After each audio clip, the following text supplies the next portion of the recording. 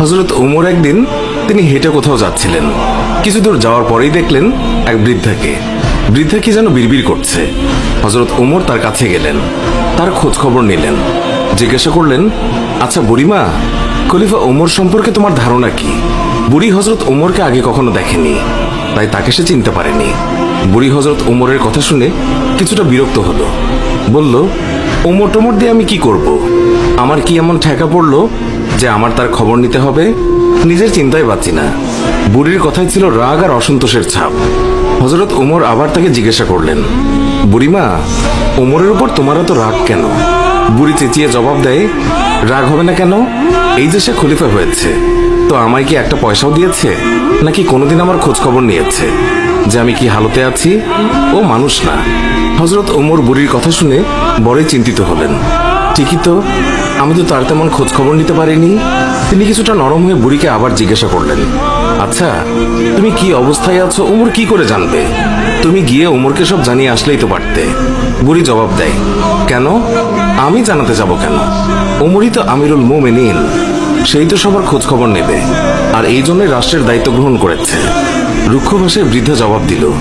হযরত ওমর শান্তভাবে আবারও বললেন, আচ্ছা, ওমর খলিফা হওয়ার পর তুমি যে কষ্ট পেয়েছো, সেই কষ্টের বিনিময়ে তুমি কত টাকা পেলে ওমরকে মাফ করে দেবে? বৃদ্ধার সাথে এইসব কথা চলছে। এমন সময় হযরত আলী এবং আব্দুল্লাহ ইবনে মাসউদ রাদিয়াল্লাহু তাআলা আনহু তারা এসে হাজির হলেন। তারা হয়তো কোথাও যাচ্ছিলেন। এসে সালাম দিলেন, আসসালামু আলাইকুম ইয়া আমিরুল মুমিনিন। আগন্তুক দুই ব্যক্তির মুখে আমিরুল মুমিনিন শব্দ শুনে বৃদ্ধা তাজ্জব হয়ে গেল। সে ভয়ে কাঁপতে লাগলো আর ভাবতে লাগলো যে ওমরের সামনে তাকে এত গালমন্দ করেছে। দারুণ অনুতপ্ত হলো বুড়ি। হযরত ওমর বৃদ্ধাকে সান্ত্বনা দিলেন আর বৃদ্ধার হাতে 25টি স্বর্ণ মুদ্রা দিয়ে বললেন, বুড়িমা, তুমি এই চামড়ায় লিখে দাও যে কিয়ামতের দিন ওমরের কাছে আমার কোনো দাবি নেই। বৃদ্ধা তখন তাই করলো। চামড়ার উপরে তা লিখে দিল বৃদ্ধা, আর হযরত আলী রাদিয়াল্লাহু তাআলা আনহু সাক্ষী হিসেবে তার উপরে দস্তখত করলেন। হযরত ওমর রাদিয়াল্লাহু তাআলা আনহু মুহাম্মদুর রাসূলুল্লাহ সাল্লাল্লাহু আলাইহি ওয়াসাল্লামকে অনুসরণ করে তালি লাগানো জামা পরতেন। যখন তিনি মুসলমানদের প্রাণকেন্দ্র বাইতুল মুকাদ্দাস জয় করার জন্য বের হচ্ছিলেন, সেই সময় তার পরিহিত জামায় 17টি তালি লাগানো ছিল। যখন তিনি তালিযুক্ত জামা পরিহিত অবস্থায় জেরুজালেমের উদ্দেশ্যে রওনা হয়েছিলেন, সাহাবাদের মধ্যে থেকে কেউ একজন হযরত আলী রাদিয়াল্লাহু তাআলা আনহুকে বললেন, ইয়া আলী।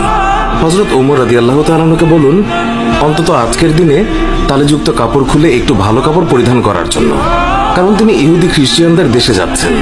তারা হয়তো আমিরুল মুমিনিনকে দেখে বিরূপ মন্তব্য করতে পারে। তারা তিরস্কার করে বলতে পারে, মুসলমানগণ খলিফার জন্য একজোড়া ভালো কাপড়ের ব্যবস্থাও করতে পারেনি। আপনি খলিফাকে